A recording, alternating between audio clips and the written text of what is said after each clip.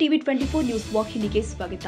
ಬೀದರ್ನ Basava ಕಲ್ಯಾಣದಲ್ಲಿ B Y Vijendra ಹೇಳಿಕೆ ಕೊಟ್ಟಿದ್ದಾರೆ. ಕೇಂದ್ರ ಸರ್ಕಾರದ ಜಿಎಸ್ಟಿ ಇಳಿಕೆ ಮಾಡಿದ ವಿಚಾರ ಇಂದು ದೇಶದ ಮಹತ್ವದ ದಿನ. ಪ್ರಧಾನಿ ಮೋದಿ ಅವರ ಕೇಂದ್ರ ಸರ್ಕಾರ ನಿರ್ಧಾರವನ್ನ ಜನ ಸ್ವಾಗತ ಮಾಡಿದ್ದಾರೆ. ಎಲ್ಲೆಡೆ ಪಟಾಕಿ ಸಿಡಿಸಿ ಸಂಭ್ರಮಿಸ್ತಾ ಇದ್ದಾರೆ. ಭಾರತವನ್ನ ಬಲಿಷ್ಠ ರಾಷ್ಟ್ರ ಮಾಡುವಲ್ಲಿ ಮೋದಿಯವರ ಉದ್ದೇಶವಾಗಿದೆ. ಆತ್ಮ ನಿರ್ಭರ ಮಾಡುವುದು ಮೋದಿಯವರ ದಿಟ್ಟ ನಿರ್ಧಾರವಾಗಿದೆ. ಜಿಎಸ್ಟಿ ಸರಳೀಕರಣ ಮಾಡಿರುವುದು ಭಾರತದ ಆರ್ಥಿಕ ಶಕ್ತಿಗೆ ಬಲ ಕೊಡುತ್ತೆ. ಜಿಎಸ್ಟಿ ವಿಚಾರದಲ್ಲಿ ಕಾಂಗ್ರೆಸ್ ನಾಯಕರ ವಿರೋಧ ವಿಚಾರವಾಗಿ ಮಾತನಾಡಿ, ಪ್ರಧಾನಿಯವರ ಪ್ರತಿಯೊಂದು ನಿರ್ಧಾರವನ್ನ ಕಾಂಗ್ರೆಸ್ ವಿರೋಧಿಸ್ತಾ ಇದೆ.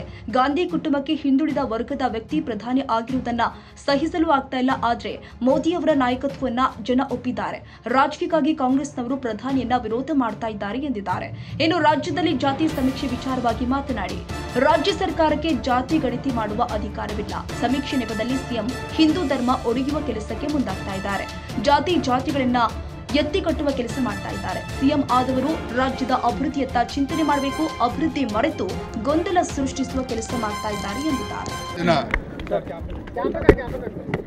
ದೇಶದ ಹೆಮ್ಮೆಯ ಪ್ರಧಾನಮಂತ್ರಿ ನರೇಂದ್ರ ಮೋದಿಜಿಯವರ ಅಪೇಕ್ಷೆಯಂತೆ ಹಣಕಾಸಿನ ಸಚಿವೆ ನಿರ್ಮಲಾ ಸೀತಾರಾಮನ್ ಅವರು ಜಿಎಸ್ಟಿ ಸುಧಾರಣೆಗಳನ್ನು ಘೋಷಣೆ ಮಾಡಿದ್ರು. ಇವತ್ತು ಅನುಷ್ಠಾನ ಆಗಿರುವಂಥ ಒಂದು ಮಹತ್ವದ ದಿನ. ದೇಶಾದ್ಯಂತ ಮತ್ತು ಕರ್ನಾಟಕ ರಾಜ್ಯದಲ್ಲೂ ಸಹ ಇವತ್ತು ಈ ಒಂದು ಶುಭ ದಿನದಂದು ಸಿಹಿಯನ್ನು ಹಂಚಿ ಪಟಾಕಿಯನ್ನು ಸಿಡಿಸಿ ಸಂಭ್ರಮವನ್ನು ಆಚರಣೆ ಮಾಡಿದ್ದಾರೆ. ಭಾಳ ನಾವು ನೋಡ್ತಾ ಇದ್ದೇವೆ ಯಾವ ರೀತಿ ಒಂದು ಸವಾಲುಗಳು ಭಾರತದ ದೇಶದ ಮುಂದೆ ಇದೆ ಅಂತೇಳಿ. ಅಮೇರಿಕದಿಂದ ಹಿಡಿದು ಬೇರೆ ದೇಶಗಳು ನಮ್ಮ ದೇಶಕ್ಕೆ ಸವಾಲನ್ನು ಒಡ್ಡಿರುವಂಥ ಸಂದರ್ಭದಲ್ಲಿ ಮೋದಿಜಿಯವರ ದಿಟ್ಟ ನಾಯಕತ್ವ ಏನು ದೇಶವನ್ನು ಒಂದು ವಿಕಸಿತ ಭಾರತವಾಗಿ ಪರಿವರ್ತನೆ ಮಾಡಬೇಕು ಅನ್ನುವ ಏನು ಆಶಯ ಇದೆ ಮೋದಿಯವರದು.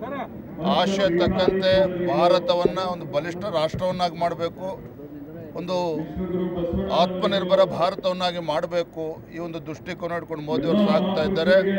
ಆ ದಿಕ್ಕಿನಲ್ಲಿ ಇವತ್ತು ಏನು ಜಿಎಸ್ಟಿ ಸುಧಾರಣೆಗಳು ಘೋಷಣೆ ಆಗಿದೆ, ಇವತ್ತು ಇಂಪ್ಲಿಮೆಂಟೇಷನ್ ಆಗಿದೆ. ಭಾರತದ ಆರ್ಥಿಕ ಶಕ್ತಿಗೆ ಒಂದು ದೊಡ್ಡ ಬಲವನ್ನು ನೀಡುತ್ತದೆ. ದೇಶವನ್ನು ಇನ್ನು ಎತ್ತರಕ್ಕೆ ತೆಗೆದುಕೊಂಡು ಹೋಗ್ತದೆ. ಕಾಂಗ್ರೆಸ್ ನಾಯಕರು ಇದನ್ನ ವಿರೋಧ ವ್ಯಕ್ತಪಡಿಸ್ತಾ ಇದ್ದಾರೆ ಸರ್. ರಾಜ್ಯಗಳಿಗೆ ಬಹಳಷ್ಟು ನಷ್ಟ ಆಗಿದೆ ಇದರಿಂದ ಅಂತೇಳಿ ವಿರೋಧ ಮಾಡ್ತಾ ಇದ್ದಾರೆ ಸರ್. ನೋಡಿ, ಯಾವಾಗ ನರೇಂದ್ರ ಮೋದಿಜಿಯವರು ಕೇಂದ್ರದಲ್ಲಿ ಪ್ರಧಾನಮಂತ್ರಿ ಆದರು, ಮೋದಿಯವರು ತೆಗೆದುಕೊಳ್ಳತಕ್ಕಂಥ ಪ್ರತಿಯೊಂದು ನಿರ್ಧಾರವನ್ನು ಕೂಡ ಕಾಂಗ್ರೆಸ್ ವಿರೋಧ ಮಾಡ್ಕೊಂಡು ಬಂದಿದ್ದಾರೆ. ಇವತ್ತು ಡಿಮಾನಿಟೈಸೇಷನ್ ಕೂಡ ವಿರೋಧ ಮಾಡಿದ್ರು.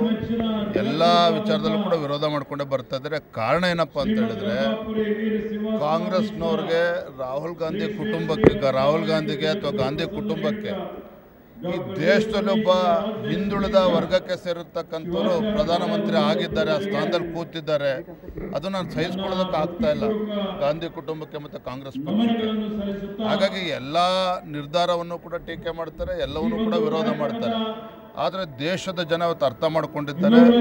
ನರೇಂದ್ರ ಮೋದಿಜಿಯವರ ಬಲಿಷ್ಠ ನಾಯಕತ್ವದ ಪರಿಣಾಮವಾಗಿ ಇವತ್ತು ಭಾರತ ಜಗತ್ತಿನ ಇವತ್ತು 4ನೇ ದೊಡ್ಡ ಆರ್ಥಿಕ ಶಕ್ತಿಯಾಗಿ ಹೊರಹೊಮ್ಮದೆ ಅಂತ ಹೇಳಿದ್ರೆ ದೇಶದಲ್ಲಿ ಪ್ರತಿಯೊಬ್ಬರು ಕೂಡ ಇವತ್ತು ಮೋದಿಯವ್ರನ್ನ ಮೆಚ್ಕೊಳ್ತಾ ಇದ್ದಾರೆ. ಈ ಕಾರಣಕ್ಕೆ ಅಂದರೆ ಕಾಂಗ್ರೆಸ್ನವರು ರಾಜಕೀಯ ಕಾರಣಕ್ಕೆ ವಿರೋಧ ಮಾಡ್ತಾರೆ ವಿನಃ ಬೇರೆ ಏನೂ ಅದರಲ್ಲೇ ಹುರುಳಿಲ್ಲ.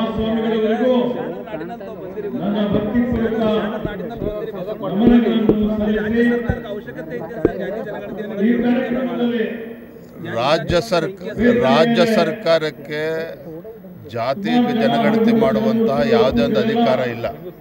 ಆದರೂ ಕೂಡ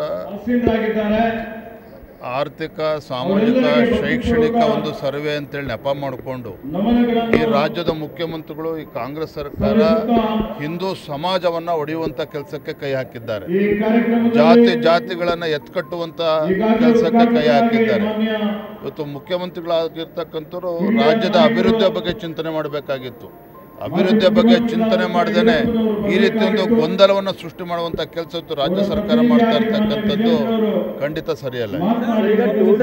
ಸಿದ್ದರಾಮಯ್ಯ ಸರ್ಕಾರದ ಸಾಧನೆಯೇನು? ಸಿದ್ದರಾಮಯ್ಯ ಸರ್ಕಾರ ಸಾಧನೆ ಏನಪ್ಪ ಅಂತ ಹೇಳಿದ್ರೆ ಹಿಂದೂ ಸಮಾಜವನ್ನು ಒಡೆಯುವಂಥದ್ದು.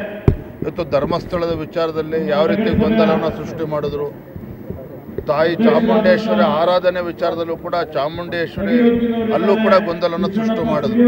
ಇವತ್ತು ನಮ್ಮ ರಾಜ್ಯದಲ್ಲಿ ಗಣೇಶ ವಿಸರ್ಜನೆ ಹಬ್ಬ ವಿಜೃಂಭಣೆಯಿಂದ ಮಾಡಬೇಕು ಅಂತ ಹೇಳಿದ್ರು ಕೂಡ ಅದಕ್ಕೂ ಕಲ್ಲು ಹಾಕುವಂಥ ಕೆಲಸ ಇತ್ತು ರಾಜ್ಯ ಸರ್ಕಾರ ಮಾಡ್ತಾ ಇರ್ತಕ್ಕಂಥದ್ದು. ಇಡೀ ದೇಶದಲ್ಲಿ ಯಾವುದೇ ರಾಜ್ಯದಲ್ಲಿ ಇಂಥ ಪರಿಸ್ಥಿತಿ ಇಲ್ಲ. ನಮ್ಮ ಕರ್ನಾಟಕದಲ್ಲಿ ಯಾಕಿಂತ ಗೊಂದಲಗಳು ನಿರ್ಮಾಣ ಆಗ್ತಾ ಇದೆ? ಇದು ವಿಷಬೀಜವನ್ನು ಬಿತ್ತುವಂಥ ಕೆಲಸ ಕಾಂಗ್ರೆಸ್ ಸರ್ಕಾರ ಮಾಡ್ತಾ ಇರೋದ್ರಿಂದ ಈ ರೀತಿ ಗೊಂದಲಗಳನ್ನು ಸೃಷ್ಟಿ ಮಾಡ್ತಾ ಇದೆ.